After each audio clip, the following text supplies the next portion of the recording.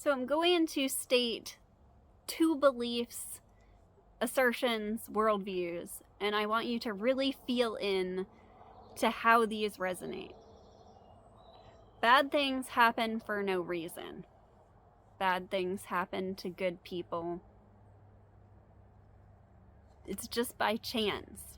Something terrible might happen.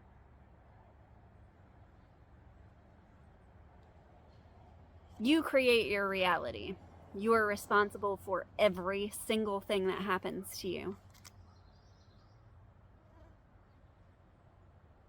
Depending on what you're focused on, one of these may feel like relief, and one may feel discordant, or they both may feel discordant. Here's the good news. Good with a capital G. Unconditionally good news. Neither one of these is true and neither is false. There's no duality. They're not opposites. And there's absolutely no need to try to sort through how life is, what the best way to live is, or how things really are. In fact, why it's called the law of attraction, or why we have these so-called laws, is exactly because there is no separation. Because it's completely unconditionally liberated. And because there's no separation, whatever we try to exclude or push away comes back to us like a boomerang. Kind of waiting to be loved. Although it doesn't wait. It's not impatient. It's perfectly patient. So to be divested of the belief that there are things out there, separate things in the world, that have the power to cause me suffering, that is liberation, that is freedom, and that is love. It does seem like it appears that there's cause and effect. I just stubbed my toe on a kettlebell that I left out, and I could go with either one of those for that. Whatever felt better, I could go with. But when I stubbed my toe, I realized the tendency at first for it to be so dramatic, because stubbing your toe is really, really intense pain, and then all of a sudden it's over and you kind of laugh about how stupid and dramatic it was. And this really is, it's a really, really good metaphor. The pain was worth it, I guess. But we have the tendency to be dramatic. First, because that there is no moral to this story, we sometimes interpret as boring. But it can't be interpreted. And one of the best examples to how this is not just a beautiful story, and I don't know that a bear isn't going to come up and attack me, and how serial killers aren't good, is that often we're used to reading, as kids, we're used to reading novels where there's this very strong sense of good wins in the end. Love always wins. Good in exclusion of bad doesn't, because that's control. It's conditional. And it isn't what it seems to be. But love in its essence, love in reality, love in actuality is completely unconditional. So you read these books where there's this theme of good winning.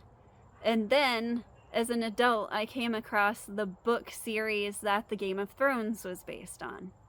And it's total chaos.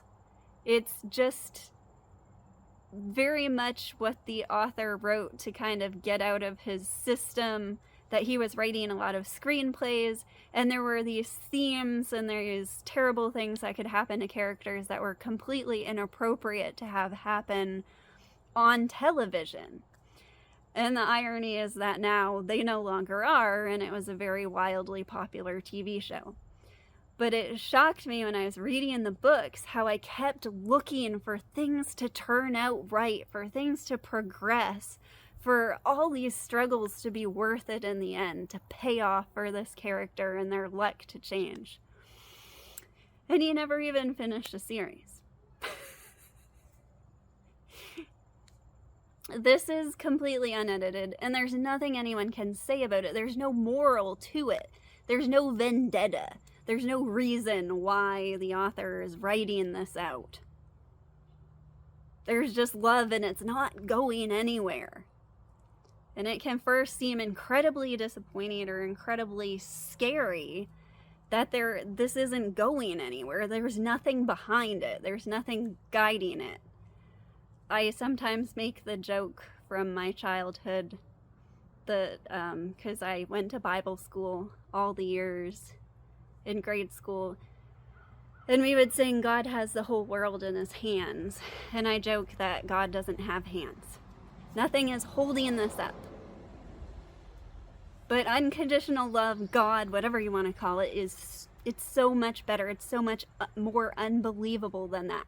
The best case scenario, the best, most profound ending you could possibly imagine for this. It's so much better. You can't think it. You can't imagine it. And even in the story, things will unfold that way. But I don't know that. Don't listen to me.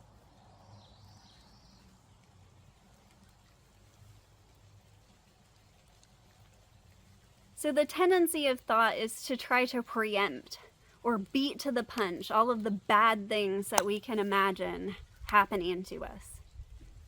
And when we do that, we make them immediate. It's almost like we attract them. And because there's no exclusion, the universe doesn't hear no. So it's exactly like you're sitting at a restaurant waiting to order, and the waiter comes up and he's alert and he's just listening to hear what you want. What can he bring you? And if you just mumble, I really didn't like the lasagna last time, he's probably gonna bring you the lasagna because he can't clearly hear you and you didn't state what you wanted. He can't bring you what you want until you state what you want. And this is creation. All we have to do is focus towards what's wanted. But the tendency of thought is to protect ourselves because we feel vulnerable. And if you listen to Brené Brown's TED Talk, The Price of Invulnerability, the way she starts that out is absolutely brilliant.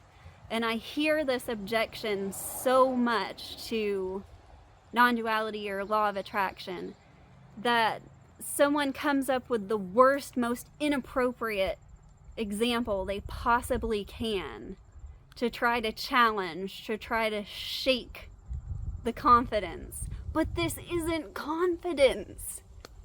It's only through the lens that it seems to be confidence.